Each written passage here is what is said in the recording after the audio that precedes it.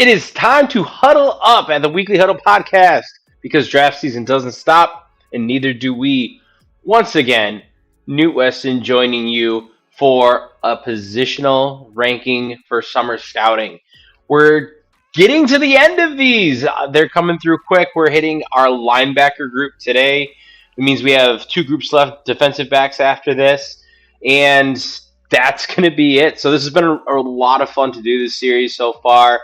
If you've been following along, I hope you've enjoyed it.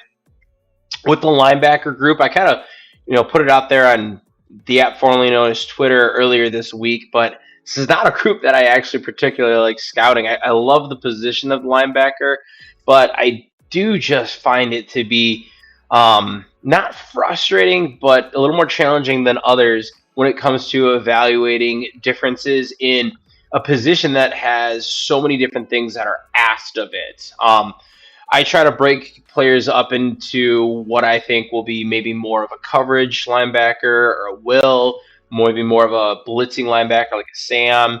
A lot of these guys have gotten written down that depending on the situation they end up in, they might be a true Mike, they might be playing those.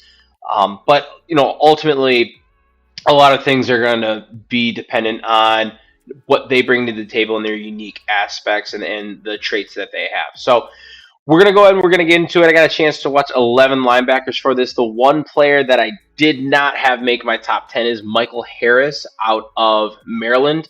He's coming into his true junior year, and this is actually going to be his first year as a starter. So I think he's going to be a lot of fun to see come up. Hopefully he can have his name crack into the linebacker rankings after what is hopefully a pretty big season for him with the starting job. But with that being said, let's go ahead and let's get into it.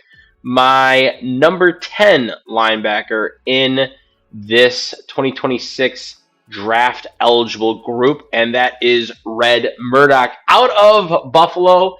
And no, I was not paid by Owen to put a Buffalo player on here. If you don't know, Owen used to be a scout for Buffalo. He actually did turn me on to Red Murdoch. I'm getting a chance to see his film. I kind of saw what I really started to enjoy out of what is maybe becoming linebacker U in Buffalo. There's another player we won't talk about today, but also kind of has his name up there as far as a edge linebacker, Deion Crawford. So you pair those two with Sean Dolak, and they're doing some things there in Buffalo. But talk specifically about Red Murdoch. He's coming into his redshirt junior year. He got a chance to play next to Sean Dolak last year. Linebacker drafted, once again, out of Buffalo. He played there, Mike. So you saw Red playing a lot more of that will-type role for them. Maybe used a little bit more in those coverage situations. I would assume he's going to slide more into that Mike role for Buffalo. A couple things just to note about him right away. He has a really good build for the position. 6'3", 240 pounds. Seems like linebackers are getting smaller and smaller and smaller. So if you hit that 240 for me, I really like that. I still think you want a guy that's got enough mass to really put a pop on a running back or a tight end as they're covering or trying to come downhill and make a tackle on that. So with that, I think he's got some really good fluidity with that size and that mass. And I think, like you would hope, he's very good in run defense. He's going to give you a good base for what you hope for from a middle linebacker. That being said, I think that ultimately he's going to be hindered by maybe some athletic limitations. I think he's a slower player. There's too often, anytime someone breaks out into open space, he just doesn't have the juice to even, chase them to the sideline. It's something where they're able to get by him and get around him. I think that there's going to be a limitation there. His pass rush needs to improve. When he's asked to do it, he's really just trying to run in there as quick as he can, maybe make a move and get past the lineman. Oftentimes it's stymied, and he really didn't have what you want to see for a blitzing linebacker. He only had a 7.9 win percentage on those attempts. In there, you want to have a little more success than that, and I think improvement in his technique would go a long way for that. So some things that he has that I think you get a really good floor from Red Murdoch. He is only coming into his redshirt junior season, so he's got 2 years of eligibility remaining, might not even be in this class. But I think ultimately a player that's a lot of fun, comes from what is, like I said, starting to become a pretty solid school for the position. So you know that the coaching is obviously having an impact on that. So it'll be really fun to see what Red Murdoch does this upcoming season. At number 9, we have, for me, probably the biggest surprise I had of not even the linebacker position, but any position, and that is Harold Perkins Jr. out of LSU. I was not as high, I would say, as everyone else last year, but I was a Harold Perkins fan for sure. I thought he was, in my ranking, an easy top 32 guy going into the 2024 college football season. Obviously played 4 games and then had the injury that kept him out the rest of the year, able to retain his red shirt, because up to that point, this guy had been a staple for LSU. Played 1,500 career snaps, effectively majority of that being over his first 2 years at LSU. He did play, like I said, in 4 games last year, which probably gave him another 200 to 300 snaps on top of that. 3-time SEC academic honor roll. 2023 second team All SEC, 2022 second team All SEC, 2022 freshman All SEC. You can kind of feel the theme that we have going here. It's a guy that has been highly decorated up to this point. I think at the start of the year last year, especially if you take a look at him, he just didn't look to be as overly dominant. And I think that there's some things to his game that ultimately kind of pull that back. Number one, he lacks interior size, in size for an interior linebacker. He's 225 pounds and 6'1". Realistically, he's going to be a player that is not your true inside linebacker or even a true linebacker. He's probably going to be more of that star jack type player, and that's what I have written down for him. He's a piece that you'd be moving around a lot. His, quote unquote positions linebacker, but he does a lot more than that. The problem is I don't know how well he does all of those other things. I don't think he's overly dangerous in coverage. There's a lot of opportunities where in zone coverage, I think that he has some athletic skills to be able to cover a larger area, but he doesn't necessarily have the awareness or instinct. And in man coverage, while he's athletic enough to hang with running backs and tight ends, which is one of the things that boosts his man coverage scores, if you take a look at his PFF numbers, he's not shut down, which from a player of his athletic background, I really look forward to it. Same thing's true with his win percentage on blitzes, 7.3% for his win rate. It's just not a number when you have a player like that you want to see him progress more, and you want to see him be a bigger impact when he truly has kind of a roaming type position. And then one of the biggest detractors from me is missed tackle rate. He has a 20% missed tackle rate last year. Obviously, small sample size, but almost that for his entire collegiate career. I think it's just a touch under that, like 19.1 for his full college career, those 1,500 snaps. So it's definitely something where he's got to be better in those areas. I think he's a really boom or bust type player where if he can figure those things out that make him special, I think he's going to be a really unique player. But ultimately, if he doesn't, I don't really know, what the ultimate role for him in an NFL system is. But like he does bring a lot of intriguing points. He's extremely athletic, great short area quickness and change of direction, versatile, as I mentioned before. He has really good anticipation in run defense, which I think is something that instinct and that mental awareness really shines for him in those moments. There's opportunities where he's able to jump the snap and be extremely disruptive, and that goes back to, like I said, not only boomer bust for his stock, but also his play style. He's either going to make the big play or he might let the big play slip by him. So a really polarizing player, one that I hope can get past the injury that he had last year and make his way back to the field and kind of find that 2023 play style that he had before the injury and the slow start to the season last year. So Harold Perkins Jr. out of LSU comes in at number 9, and then at number 8, that takes us to Lander Barton, who, funny enough, I up until probably February last year thought Lander Barton was coming out. I never checked well enough in the notes to see that he wasn't. So the player that I was able to get a fair amount of eyes on last year. I don't know how much my opinion of him February to now has really changed. I think that he's a player that he's kind of got the mentality, the build, all of like those intangible pieces that you want. He's a fairly good athlete, but to me, it just seems like he's struggled to kind of put it all together. Give a little background on Lander Barton. He was a freshman All-American in 2022. He had a couple injuries throughout his career. I think he had a 2023 season-ending foot injury. Maybe one or two more bang-ups along the way. Nothing as big as that. But this guy going in, he's a four-star recruit, but he has a pretty prolific background. He was two-time first-team All-State in high school, All-American Bowl invitee. He played wide receiver as well on the offensive side, and he also played basketball. And then get this, he had a father that was a two-sport athlete at Utah. His mother was a two-time All-American in basketball in college.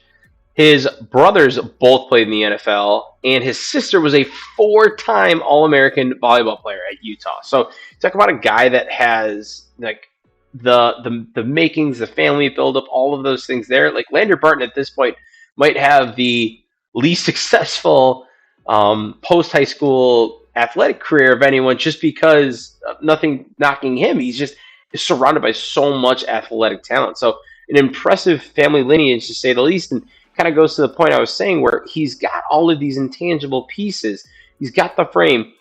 And I've written down, he's tough as hell, and I think he's a high IQ player, but it just feels like he struggles to put them together to be an effective player. He's a frustrating player for me because I see those and I just don't see it coming together. I think he struggles with changing of direction and being able to be effective in space. Anytime that I see him out there with a running back or a skill player, I'm not betting on Lander Barton just because, and it's not an easy task, but I just don't trust his change of direction enough. His tackling is not good. It really isn't. He had an above 20% missed tackle rate last year as well. Career, he's had a poor missed tackle rate. A lot of that is going to go into his techniques. He's got to be a wrap-up tackler.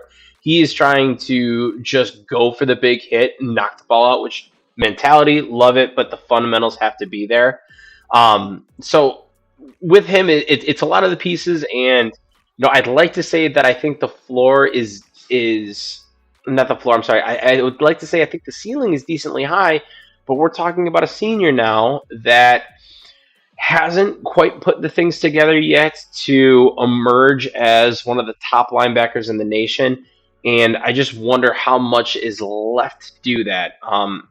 Still rooting for him. I'd love to see it because, like I said, if he figures it out and he can put those things together, clean up some technique, I think you're looking at ultimately what can be a pretty good, strong side linebacker in the NFL. I think he's got the athleticism to be able to be a disruptor, and he is aggressive enough and smart enough to be a pretty high floor run defender.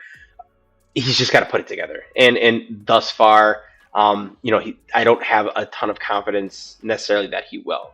So Lander Barton comes in at 8 out of Utah, and then that leads us to number 7, who is Sonny Styles. And Sonny Styles is going to be a little bit of a different conversation. Sonny Styles played a lot of safety at Ohio State early on. He was for his first season playing, I want to say the majority of the snaps took place at free safety. I could be wrong, but over the course of his career, he has taken 750 snaps in the box, 150 snaps at free safety, 300 snaps in the slot, and then 150 snaps on the defensive line. So he has moved all over the place, and I think this is a player where I talk about Harold Perkins. You kind of want to be that chess piece. I think Sonny Styles actually has a lot better opportunity to be that, just because of his experience in a lot of those other positions and like kind of dedicating more of that full time. So he just played linebacker for the first time, really full time ever in his career last year, which I think is worth noting because where there's other players on here that have played a lot of football in that role, Sonny Styles is relatively new to the position. So I think with his coverage ability, which is a huge calling card of his game, probably the best covering linebacker, which you would expect and you would hope, but he's probably the best coverage linebacker in this class. If he can figure out a way to be a little bit more effective in the run game, a little bit more effective in getting consistent pass rush wins with the amount of athleticism that he has, he's got a pretty good floor at that. But I think just the kind of player he is, being a 5-star recruit and a really good athlete, I would expect him to be a little bit better there. All of that comes with time. It comes with experience. So I think Sonny Styles' ceiling is extremely high. And if I was going to pick one player that has the best opportunity to move up this list, I would pick Sonny Styles just because of the short amount of experience he has at that position and the athlete that he is, that can step in and learn those pieces to get there. So Sonny Styles will be a lot of fun this year at Ohio State. I think he's a really strong candidate to be a pretty impactful will linebacker at the next level, being able to handle a lot of those coverage responsibilities, and even furthermore, like I said, just being kind of a unique chess piece for teams to be able to use in different ways and keep their defense a little more well-rounded than having to go to like a dime or nickel formation. You can even sit in a base formation and have a player like Sonny Styles out there. So Sonny Styles comes in at number 7 for me. Number 6 is Deontay Lawson. Probably going to be a little bit lower on him than the consensus. Did like what I saw from Deontay Lawson. I think one of the first things that pops out to me is just going to be the leadership that you see from him. You obviously hope as a middle linebacker he's able to take that role on, and he did. It's not something that was given to him. Completely earned it. And in a program like Alabama, it's definitely something that stands out just from that achievement alone. So 6'2", 239, he's got a really good size to him. He is a decent athlete for that size. He doesn't like blow me away like a Harold Perkins or a Sonny Styles would, but he's a decent athlete at that size. High floor as a run defender, probably one of the best run defenders in this class. He is instinctive. He is explosive. He will, move downhill extremely well. And I think with that, you if you're any linebacker, you want that. I talked about it with Red Murdoch having that high floor, but I think Deontay Lawson, does it at a much higher level of play and does it just better overall, where the elements that he brings, I feel really comfortable about as like, okay, if what I see is what I get, I still like that. But obviously there are, some flaws and some pieces with there. I think he is solid in man coverage. It runs really well with running backs and tight ends. I think zone coverage is where he struggles, though. I think that there are just some pieces of his back pedal and his strafing side to side that just look stiff, where if you see him trying to backpedal, he's not going to be able to do it. He's going to have his shoulders turned. He's high-waisted when he's out there in zone coverage, and nothing about it looks comfortable for him. It doesn't look natural, and it looks like he's just kind of very much out of sorts. I think if he's being able to run with someone, A little more comfortable. The hips are turned around, and he's able to just kind of go. I think this is going to be one of the bigger things with him. I don't think his play strength is anything to write home about. I think he does a good job with the position and what you need, but it's definitely not going to be a calling card. Missed tackle rate is solid. It's 12.12 or 12.2. I'm sorry. It could be a little bit better, but ultimately you're kind of hitting that NFL standard or the NFL average, I should say. So I think Deontay Lawson probably one of the safer picks that you're going to see. Player that, in my opinion, has a little bit of a lower ceiling, but his floor is very, very good, and I would expect him to wind up in a system and have the opportunity to compete to, push for a starter job or not, if not be a really strong role player and continue to grow and continue to develop. Because I think he, like I said, he is a bright kid. He's really instinctive. He just needs to find a way to be more than just a run defender. And if that's getting into a system that allows him to do more man coverage, great. If it's becoming a better pass rusher by learning some more technique or anticipation, great. And maybe that changes with Jahad Campbell not being there this year. Lawson might get some more opportunities for that, or he might just sit back there and be more of a true Mike for them. And that's fine because he does that really, really well.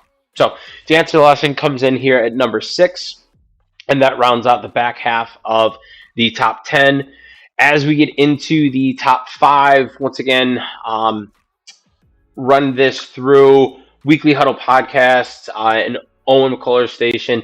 If you do not already, please, please, please subscribe. It helps us out a ton. If at all any of these first 5 linebackers just fill you with a bitter rage, leave a comment. Let us know. Did I have them way too low, or is the fact that they're even in the top 10 egregious? I've only gotten to 11, so that back half is definitely subject to change. Might even see some movement in the top 5. Though I do feel a little bit better about the top 5. I think there's a lot of guys in here that kind of have that unique calling card to them. But yeah, subscribe, follow along as we continue to roll through not only this episode, but the rest of our summer scouting. But as I say that, we move on to the top 5 linebackers. Number 5 being Austin Romaine out of K-State. Austin Romaine is, I believe, the highest graded returning linebacker via PFF. Now, obviously, there are some things that go into that. Number 1, he's playing at Kansas State. He's not playing SEC or Big 12 football. I'm sorry, SEC or Big 10 football. I'm sorry, ACC and Big 12. There is a little bit of a change in that, but he's still playing Power 4 football. And I think, with that, I'm not looking down on any of the things that he accomplished, because he was very impressive as their middle linebacker. He had a 15.2 stop percentage. That means 3 out of 20 plays that were run defense, he recorded a stop. That is extremely high mark. Anytime you're hitting double digits for a stop percentage, that is good. If you're at 15, that is ridiculous. And that's one of the things that was able to get him to such a high grade. But he is a old school true middle linebacker, 6'2", 242. The build, the aspect of his game where he is just going to be a run stuffer. And that's going to be his calling card and something that he really hangs his hat on. He does a great job meeting running backs at the line of scrimmage, limiting gains. He has really good vision for when to attack a hole and how to maintain gap integrity as that linebacker, working really well off of his defensive tackles. I thought he was good in zone coverage. He had pretty good vision for that aspect of the game, which obviously you're going to be asked to do that more than 50% of the time in the NFL, and especially with him not necessarily being a huge blitzing linebacker, though he does have a little bit of juice as a blitzer. I think he's going to ultimately settle in as more of like that Mike type linebacker, middle linebacker, commanding the field rather than being the blitzing linebacker or being the one that drops into coverage. I think a couple things to pull him back. He's another player with a high missed tackle rate, over 20% via his career. And I know he gets a lot of opportunities to make tackles, but when your tackle rate is more than 1/5, your missed tackle rate is more than 1/5, that is not good. And I have it written down, unacceptable for the position. Truthfully, it's probably the biggest thing holding him back from not being a top 3 linebacker because I think he's that good of a run defender. It's anytime it's not between the tackles, he struggles. And I think that there's some lateral stiffness, which is going to, be an issue for him when he tries to break someone down in space. He just does not have the ability to close on them quickly and shift side to side with someone that is a little bit shiftier. If he can clean that up, if I can see some improvement there, it's going to go a long way for me. But once again, I think his calling card is run defense. He does other things okay, like a decent blitzer, decent in coverage, but not well, I would say. So ultimately leaves him, in my opinion, he's a true Mike linebacker.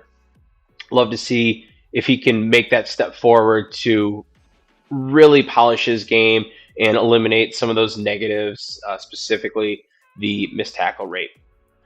Austin Romaine comes in at number 5. And then number 4, if Harold Perkins wasn't the biggest surprise, this then might be, and that's Anthony Hill Jr. coming in at number 4. I don't think he's consensus number 1 linebacker, but he is probably a consensus top 3 linebacker. And the fact that he's number 4 for me was actually surprising. I thought for sure I was going to have him battling it out at the top with the number 3 guy. And there are 2 others that snuck their name in. So we'll talk about those guys in a little bit. Let's focus on Anthony Hill Jr.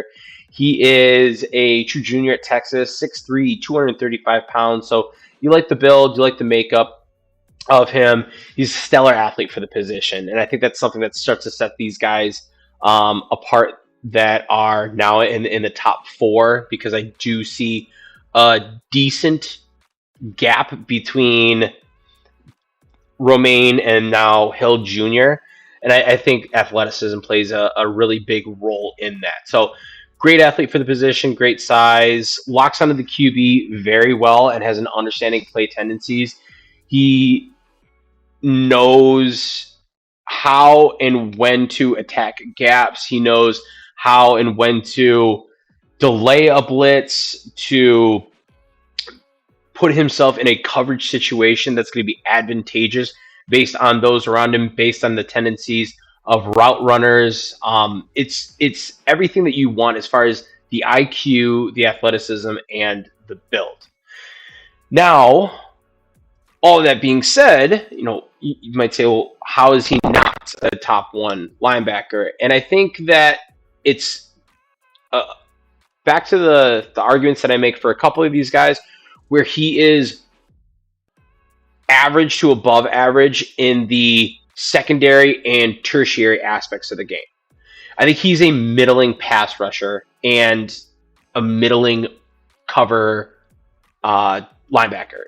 There's nothing about those 2 aspects of his game that really stand out to me. I think he struggles to get off blocks in run defense, and I think that is also true in pass rush, that he just does not have a plan other than being more athletic than the linemen to get around them. And it starts to show when you get to high levels of college football, where you have linemen that are quick and they can move. And once they get their hands on you and they have 100 pounds on you, you're not going to get away from them. So I think he needs to develop that aspect of his game.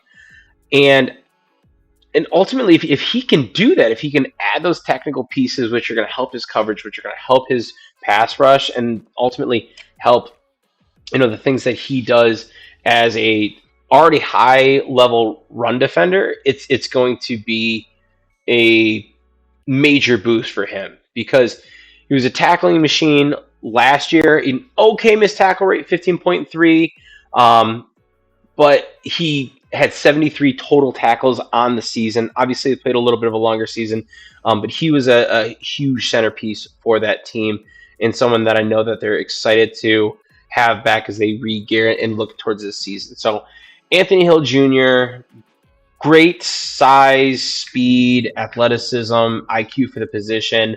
I think if he can clean up some of those technical pieces, he's going to have the opportunity to, once again, continue to push for one of those top three spots. But with that, we do get into our top three. And this is a player that I was being screamed at to watch, and I was pleasantly surprised at how much I liked him, and that is Whit Weeks out of LSU.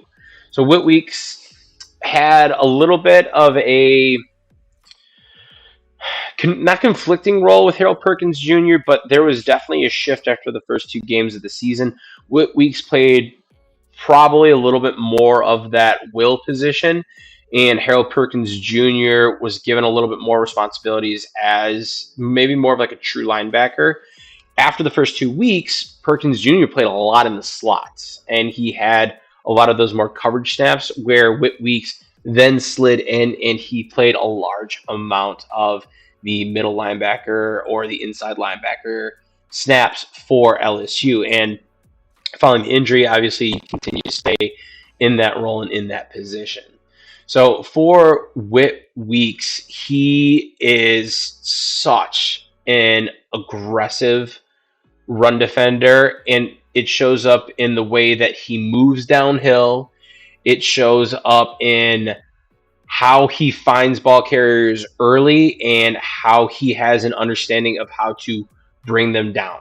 I talked before, a number of tackles that Anthony Hill Jr. had, and that's including the postseason. That was 73. Whit Weeks had 82 tackles.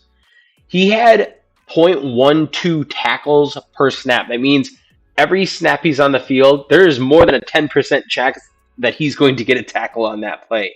That's a very, very high mark. The only other player that hit that was Austin Romaine, who, as I said before, was dominant in run defense. And I think that speaks to the elements of Whit Weeks' game, that he is a extremely high-level run defender, moves well downhill, and just has a high floor for that aspect of the game.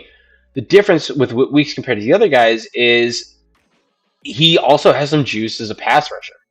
Whit Weeks had almost a 20% pass rush win rate last year, and it is because he's a smart player and he's a little bit more of a refined player.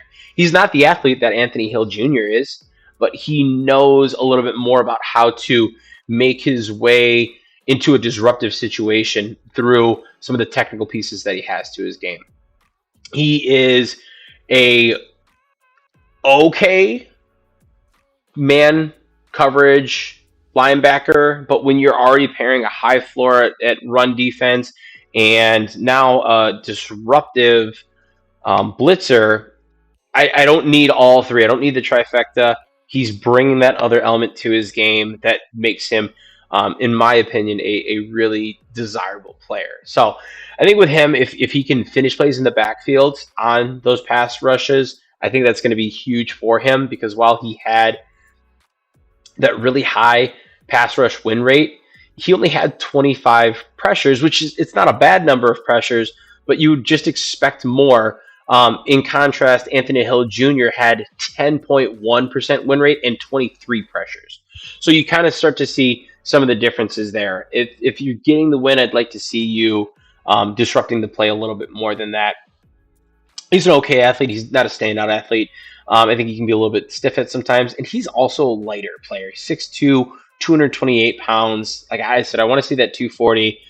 I understand that 230 is the new 240, but he's not even over 230, and LSU has him listed at that, and so I'm sure he's playing lighter than that.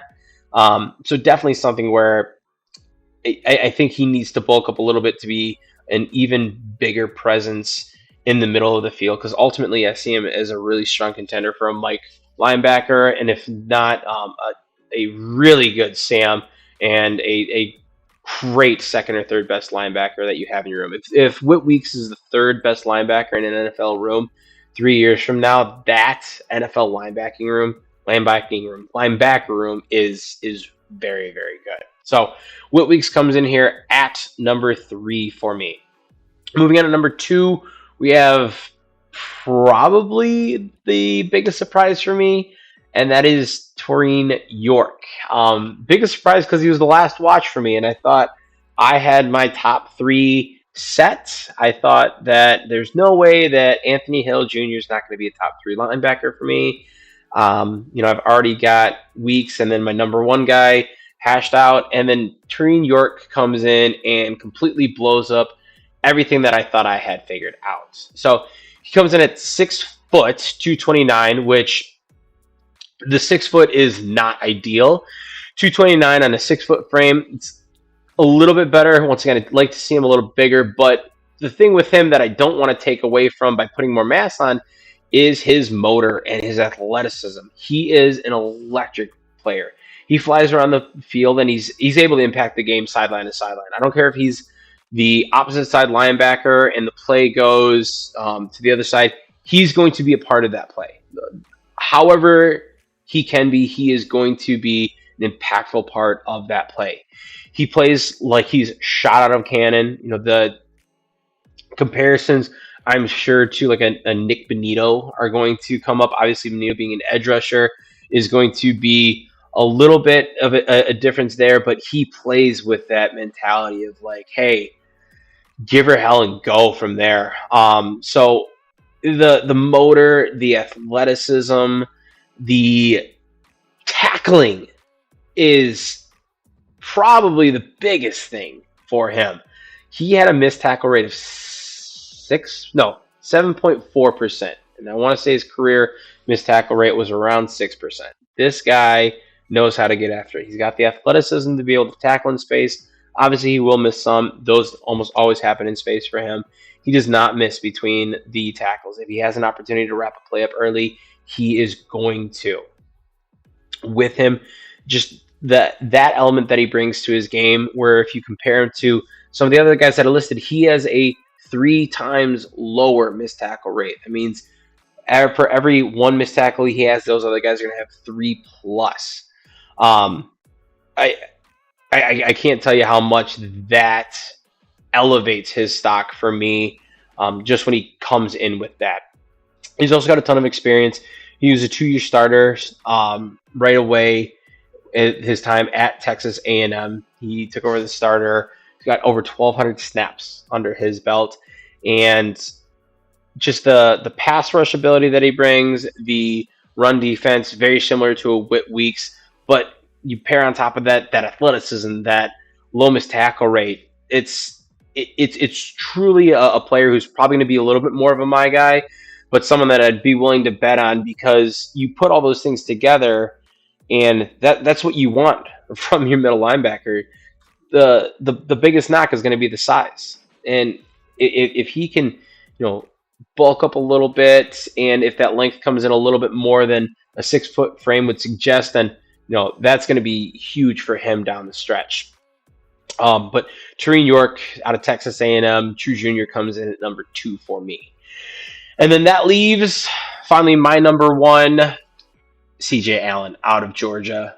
The minute I started watching C.J. Allen, I knew I was going to really, really like him, because I think he is like a true Mike type player. One that doesn't leave a doubt in your mind as to it. Is he impacting this game? Is he dominant in the run? He does it down in and down out. Another player with a low missed tackle rate, 7.1 over his career, and that's over 1,000 snaps and 96 tackles. So a great mark to be at. The run support is next level. Maybe not to a Austin Romaine, but dear God, if not, then he's like right there. He was so good in run support, and he's doing this at Georgia. He's playing against the Bamas, the Texas. And I think to that point, you look, and the quality of competition that he's facing really instills a high amount of confidence for me. So the floor that he presents himself with, the intangibles that he brings, with the IQ, with the size, I mentioned already, 6'1", 235. So a good frame to him. And really that sets the stage. Versatile in both run defense and coverage. He's not a dominant coverage linebacker, but he's going to give you enough to be able to live in that zone coverage in the middle of the field or pick up a running back. Maybe not a Bijan or a Jameer, but a running back that is, an okay route runner. But for that, he pairs that with that true disruptive middle linebacking. I keep saying that. What is it? That true disruptive middle linebacker mentality, and it's definitely something that I think just makes the best linebacker in this class, and hence why I have him sitting right here at number one. A couple things I'd like to see from him. Obviously, the length will be a little bit of concern. 6'1". I'd like to see him a little bit longer than that. I think it might come up, especially when he's engaged with linebackers. Just disengaging and being able to stack and shed, he's going to struggle with. He isn't the greatest blitzer, and the win percentage isn't stand out. It was 8.4%. I'd like that to be a little bit higher, especially if you don't have that calling card as a cover linebacker, which is fine. You need to be able to disrupt the game in a little bit of a different way, as I've mentioned on before. And I think that when he faces twitchy athletes, especially in the open field, and for coverage or run defense, that's when you can kind of see that weakness. I mentioned already, if you were covering a Bijan or a Jameer, that would probably be an unadvantageous situation for him to be in, obviously for anyone, but he's probably going to lose more reps than he wins, because those guys out in space are so dangerous, and they're high-level route runners from that running back position. So obviously a lot of opportunities for him to showcase some of that improvement coming in as a true junior out of Georgia.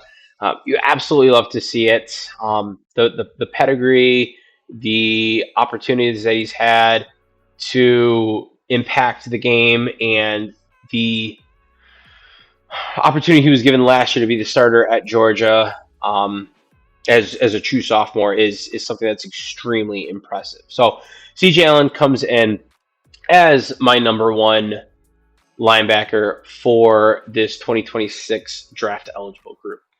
Working from the top down, we're going to go and run it. So CJ Allen out of Georgia comes in at number one. We have Torian York out of Texas A&M. Whit Weeks out of LSU. Anthony Hill Jr. out of Texas. And then Austin Romaine out of K-State. That would be the top five. From there, we have Deontay Lawson out of Alabama. Sonny Styles, Ohio State. Lander Barton, Utah. Harold Perkins Jr. out of LSU. And finally, Red Murdoch out of Buffalo, coming in at number 10. So that's going to wrap it up for this episode of the Weekly Huddle podcast. As always, really appreciate you guys hanging out with us. If you've seen a fair amount of these, I can't tell you how much it means to me, and I appreciate it. This is the first year that I've had an opportunity to do it, and it's been a great experience. The feedback that I've gotten has been wonderful. If you have comments on any of the players, any of the grades, any of the strengths and weaknesses, please drop a comment. Hit us up on the app formerly known as Twitter. You can find the podcast at Weekly Huddle. That would be the guy that is right up there in the upper corner. That's for the podcast and for Owen. And then for myself, you can find it at NFL Draft _Weston. That's that guy that is over there in the corner. Or leave a comment in the show comment section on YouTube. We'd love to interact with you guys there. keep up with the show. Once again, by subscribing if you haven't already and you've been watching, please hit that subscribe button. If you know other people are looking for some summer scouting content, please point them our way, because we would love to have some more feedback, opinions, and really any sort of engagement with what we have been putting out. I know Owen is putting together some film breakdowns for past drafted players. He's also done some other really cool things like mock drafts with Bill Sparks, and schedule predictions.